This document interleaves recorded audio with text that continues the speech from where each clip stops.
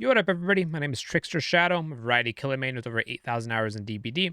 And today we have the second half of the mid-chapter update that is going to be coming out in probably a couple weeks, probably 2 or 3 weeks. But the PTB is going to be tomorrow, which will be Tuesday the 28th.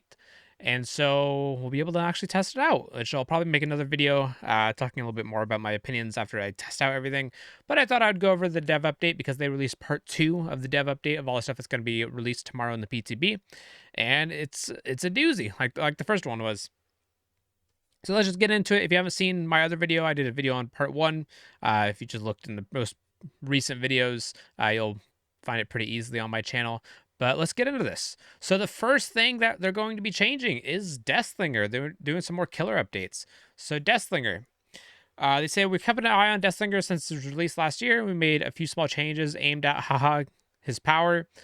Currently, there's almost no delay between aiming down sights and being able to fire the weapon. Likewise, there's almost no delay between canceling a shot and going for a basic attack. This creates lose-lose situations for the survivors where nothing they can realistically do, where they can do nothing realistically to avoid getting hit. For example, if they vault a window, you can easily aim down sights without giving them any chance to dodge your shot, but if they decide not to vault the window, you can easily cancel your shot and go for a basic attack. Additionally, since there's almost no delay, the survivor must constantly dodge erratically just in case the killer decides to shoot. And so, yeah, exactly what they're describing, to where if you're running up to a window, no matter what you do, you're going to get hit. If you vault the window, you're stuck in animation, you get shot with a spear, you get hit through the window. If you decide not to vault it, call his bluff, then he just cancels the shot, just puts down his weapon, then basic attacks you. And then sometimes you're just out in the open. And so you got to keep on dodging erratically because you don't know if he's ever going to shoot at you. And if he never does, if he just keeps on constantly ADSing, then he constantly gains ground on you to the point where he doesn't even need to use his power. And so because of that, a lot of the time he's been incentivized to not even use his power. Like half of his power was just the threat of his power. And so it sounds like with what they're trying to do, the aim of it is they're trying to make it to where you have to actually use his power in order to be good with him. If you try to fake his power, you won't be as effective, which is good. I think this is a good change. It's like with the spirit change, they're trying to make it to where you can't just fake the ability in order to be powerful. You have to actually be good with it. And so the changes that they're going to be making, you can no longer shoot until you have fully aimed down sight. Now you can aim down sight pretty fast, and so I wonder how this is going to actually go into implementation, but we'll see. Increase the delay after canceling your shot before you go for a base attack. So like they were saying, like if you call the killer's bluff and don't actually vault the window, maybe you can gain a little bit more ground. It really depends on the numbers of this and how slow you actually go. And decreased movement speed penalty while aiming down sights. So basically what this means is that you'll be able to move faster. It's very weird. It says decreased movement speed penalty. It's kind of like a double negative, the decreased in penalty. So basically you're going faster when you're aiming down sights. And the whole aim of this to go into it is that because they're adding in this penalty, they feel like you're going to be aiming more often. Because you're going to be aiming more often, they're going to get rid of the penalty to make aiming down sights maybe not feel as bad. So it's pretty good. And then additionally, they're upping his terror to 32 meters just so he can't be a stealth killer. Because like they say, when you're running like modern abuse, there's just no warning that the survivors can have. And so very healthy. I'm very curious to see these changes. This change is really good. He's needed his terror increase forever, ever since he released. But I'm very curious to see these changes. We actually won't know how much this affects him until we try it out tomorrow. And then we got the Plague, which I'm very excited because Plague, I think, is a very underrated killer. I've played Plague a lot, and I think she's very effective. It's just a lot of people don't actually like try to learn her. And when people do try to learn her, the gens goes by so fast because you don't heal against Plague. And so all the healing time that would otherwise be spent is put into gens. And so she can suffer from gens going faster just as a result of her power. But she can be very powerful with how her power works. And so they said they want to change a lot of stuff. They want to do a quality of life change for her. First thing that they're doing is they're making it to where when a survivor is working on an infected object, their infection will more quickly go by. So when they're working on an infected object, or when they're infected working on an object, they'll become infected faster. They'll become injured faster. And they're also buffing the time duration for something to be infected from 35 seconds to 40 seconds. Not a huge buff, but still welcome all the same. They're also making it to where I'll just read it. Next, we turn to her Vile Purge, which is her green puke. The plague takes a massive hit to movement speed when she's on cooldown after purging or canceling her purge. So essentially, after she pukes and like blows her entire load, or if she like swallows her puke, she decides not to go through with it, she gets slowed down to 2.3 meters a second. They're making it to where instead of getting slowed down to 2.3, you're slowed to 3.6, which this is substantial. For one, because you don't get slowed down as much, but that also means that you will probably recover faster. Instead of you having to ramp up from 2.3 to the 4.2 meters a second, you just ramp up from 3.6 to 4.2. So it's very, very meaningful change. And I'm very curious because they're also changing their add-ons, as you can see right here. And so I'm very curious to see what they do with their add-ons, because the cooldown add-ons in combination with this would be super dirty if they don't change their cooldown, but we'll see. One of the things that felt really bad for the killer was when you'd let go of your power button too early or too soon, causing your power to be canceled entirely. Now tapping the button or letting go before the minimum threshold will cause your power to continue charging until the minimum amount has been charged. And so essentially, they compared to Huntress hatchets, to where if you press M2, even if you press it for a millisecond on Huntress, you will always throw out a hatchet. With this, if you press it for a millisecond, it'll charge it up to the minimum requirement of just puking out a little bit, and you'll always like be puking that out. And of course, like if you don't want that, you can just left click and then you can cancel your puke. You can always do that. And so that's good. It's a quality of life thing. And then finally, they're making it to where it takes longer to cleanse at a fountain. It'll take survivors instead of 6 seconds, it'll take 8 seconds. Just everything adds up. It's nice. So all in all, like very, the movement speed is probably the most meaningful one when you're canceling or after you puke. This is probably the most meaningful buff here that'll make her a lot stronger. Everything else is just nice quality of life things. And they're also changing her add-ons. Prayer Tablet. It's common. Vile Purge will no longer infect survivors, so you can no longer puke on survivors to infect them, but increases object infection duration by 40 seconds. So instead of it being just a blanket 40, it'll be 80 seconds now, which is the entire duration of a gen, which is pretty nutty, but of course you can't puke on them directly. And they also increase the infection from infected objects by 100%. So if you're working on an infected object, you'll become infected at twice the rate than normal. And then increased the devious blood points. So you just get more devious blood points since you're not going to be using your ability that much other than like puking on objects. I guess try to like counterbalance the devious blood point loss. And so it's interesting for a common add-on. Of course, common add-ons aren't supposed to be that good. And I feel like they're trying to get more into like the niche of like different play styles with add-ons, kind of like how Myers is. Which I welcome. I think it's a really good idea to make add-ons instead of just being blanket powerful, be like different play styles. And then we got this one, the Incense. For a common add-on, survivors who cleanse at fountains have their auras revealed for 4 seconds. It's cool. Yeah. I mean, that's not like super powerful, but it's cool for a common. I like it. And they also said Survivor item add-ons update. Surprise, we've also updated the descriptions of item add-ons in this update as well. Like we've done in the killers, each Survivor item add-on will now list their effect numbers rather than descriptive terms like moderately considerably and so on. It's good.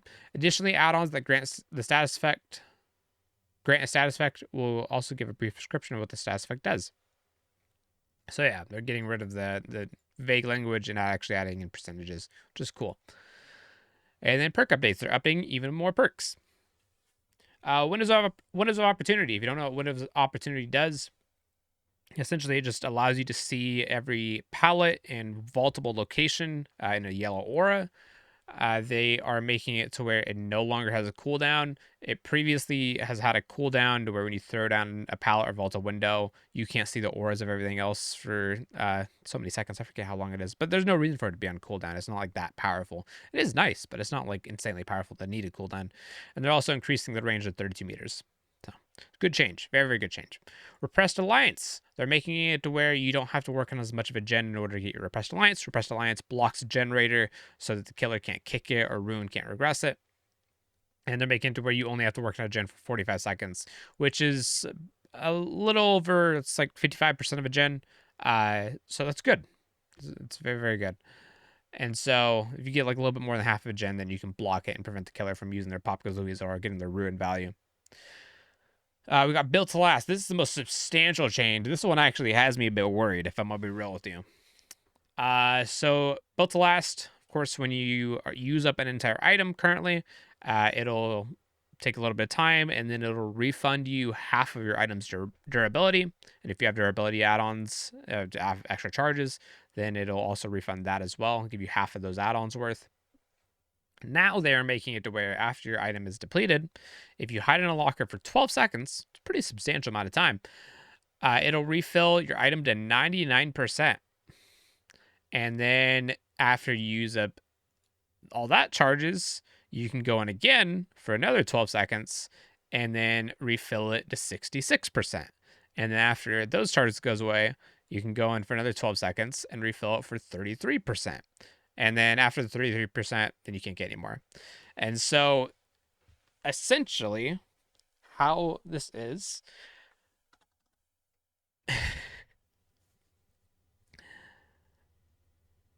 you can go into a locker and you can get, what is that? What would that even be? Sorry, I'm a little bit dumb. So you have the 100% durability to begin with, plus the 99%, plus the 66, plus the 33. And so you have 298% durability on your item. And now if you factor in Streetwise, so that you can recover, I believe Streetwise is half. Let me actually look it up real quick. I forget how much Streetwise actually saves. I believe it's 50%, isn't it? Maybe 25. It's 25. So 25%. Let's see. So plus 25% durability, that'd be times 0.25, 74. So 372. I'm probably doing the math wrong. That's 372% more durability on your item, plus the Streetwise. That's if only one person's running it. So that's pretty crazy. I think this will be really nutty. Again, I'm probably doing the math wrong. I'm not very smart. But I actually don't. I'm very scared because I personally have done the speed runs to where I try to get out of a match as fast as possible using an engineer's toolbox with double charges, with Streetwise, Proof Thyself, with Built to Last, and you can get gens done really fast. You can, with an engineer's toolbox with double charges, if you have one other person running Streetwise and you're running Streetwise, you can make that toolbox last for around 3 generators. And so with this, it makes me very concerned because not even just toolboxes, but also medkits. If somebody's running a medkit and they're running a medkit with like double charges, they can have the medkit the entire game. In the entire game, they can heal at like 150% speed, or even more if they have some like healing add-ons. And so I am very worried about this. This seems like a very scary perk. Maybe it'll shake up the meta. Maybe it'll make the meta a bit more interesting. I don't know. I'm excited to see how it goes. But this one is definitely one that we're going to have to keep an eye on. And we're going to have to see if this actual 12 seconds of hiding a locker justifies how strong this perk actually is and makes it a bit more bearable. But yeah, we'll have to see. Anyways, we got another perk that's getting updated. Any means necessary. This is one where you can pick up a perk you can pick up a pallet that's been dropped. Now they're making it to where this no longer has a cooldown. It's never made sense why it has a cooldown, because if the killer just doesn't break pallets, I feel like they should be punished for it. And so now you can pick up pallets indefinitely. There's no cooldown. You can just go around picking up all the pallets. And it also shows the aura of dropped pallets that are on the map. And so you can go out and kind of like snipe pallets that the killer hasn't chosen not to break. You can pick them back up. Play a lot better cleanup duty. And this is very good because the aura on it also makes it to where like that's one little step to making the games more normalized, because that's something that like maybe like a Swift would be able to call out, hey, this pallet's dropped, the killer didn't kick it, come pick it up. But solo queue survivors may not know, and so giving that information is very nice. Now, No Mither, they're buffing No Mither a little bit. No Mither will still leave you permanently injured from the start of the match, but it'll reduce the grunts of pain by 75%. And then additionally, they added in a 25% faster recovery when you're slugged on the ground. And so they just made it a little bit better. They said that the reason why they left it virtually the same as it is, buffing a little bit, is because they know people like it for a hard mode perk. And then Mindbreaker. They're making it to where Mindbreaker, in addition to causing exhaustion, is now going to cause blindness as well. Seems like a very whatever buff, if I'm going to be real. Cool, I guess. I don't know how much that's actually going to help, but neat. Anyways, I don't know. Blindness never really has helped me that much. We got the hatch and key changes. So, saying the hatch and keys have been up for a lot of debate. First, the hatch will no longer spawn if there's more than one survivor in the trial. That's huge. That's amazing. So the hatch will only ever spawn when there's one person left. And additionally, the hatch will take a few seconds to open with a key. There's going to be a little bit of an animation in order to make it open. And they're also going to be changing the achievement that's associated with the hatch where you just have to escape with a key. And so this essentially kills hatch, which is good for some people. Some people won't like this. I think it's a good step in the right direction of trying to make the game a little bit less frustrating. And my only concern about this is this makes it where keys are virtually useless, because keys will now become a very niche thing to run, and now people won't run them anymore. And so I'd hope that the key rework, because they said they are still going to be changing keys, I hope the key rework involves something different than hatch. Like keys actually have some use other than the hatch, because this makes keys useless, which I guess is what people want. But yeah, it's a good change. A lot of people like that for sure. And then boon totems. Survivors will be able to bless a totem to change it to a boon totem, and these blessings are designed to offer comfort to the survivor team, a small safe haven. However, like hex totems, the killer can also quickly interact with the boon totem to completely remove the associated blessing, once again returning it to a dual totem. So the killer doesn't break the boon totem, it just gets rid of the blessing, which could be a bit annoying because somebody could just keep on going back and keep on blessing it unless they have some system in place to where they can't do that. Each survivor can only have one boon totem at a time. The boon totem will combine the effects of all equipped boon perks. So it sounds like maybe the new survivor will have 3 boon perks, maybe. It's interesting. And then with that, we end. And then they actually added something, addendum. We're thrilled to see such positive reaction to the developer update. We have a small update, part 1. Unfortunately, due to time constraints and the size of the mid-chapter, the spirit changed where she kicks up dust will be pushed back until further notice. The directional audio will be in the mid-chapter PTB. And so this is actually good. That's one of the things I was a bit scared. The kicking up dust may be a bit too much of a nerf for spirit. And so I think the directional phasing will be more than enough. And so I'm more than happy to see how that actually plays out. And so we may not be seeing the kicking up dust if they deem it to be enough of a nerf as is. And then in addition to this, in addition to all this, they actually posted a little bit on their Twitter. We'll look at that real quick. They posted 3 different add-ons. They posted Videotape, which is a pig add-on, Iridescent. Survivors will all begin the trial with the reverse bear traps installed. So they'll all have their head traps installed at the beginning of the match. That is very powerful. This is basically a free corrupt intervention, essentially. And I hope that it consumes the bear traps, because if it doesn't consume the bear traps, this is the best Iridescent in the game. In terms of like slowing down the game, because this makes it to where they can't even do the generators, because if they do the generators, then they got to get their hats off, and it slows down the game massively. And if you have 4 bear traps in your pocket that you can hold on to, as well as the ones that are already on their heads, it's gonna make it over the game goes to a crawl. And so I hope, really, really hope that this consumes all bear traps, but it doesn't look like it does. I guess we'll see. Then we got Vanity Mirror, which is a Michael Myers purple add-on. Essentially, when you hit Evil Within 2, you can see anybody within 16 meters when you stalk, but you can't progress. You can't progress past tier 2, and then it gives you additional blood point scoring to brutality and to deviousness. So essentially, this makes it where you can't get into tier 3. This is a perk or an add-on that already exists, but the add-on currently gives you a speed debuff. You go a little bit slower when you have this equipped, and so essentially they're just getting rid of the speed debuff. It's very powerful without the speed debuff. And then Interlocking Razor. It's a pig add-on. It's common, and it makes it to where when you fail a skill check while you're injured and working on a box, you get inflicted with a deep wound. And so that makes it even more punishing, because obviously like people are going to be most likely injured when they have their hats on, because they're going to get pulled off a hook and want to go get the go get the hat off as quickly as possible.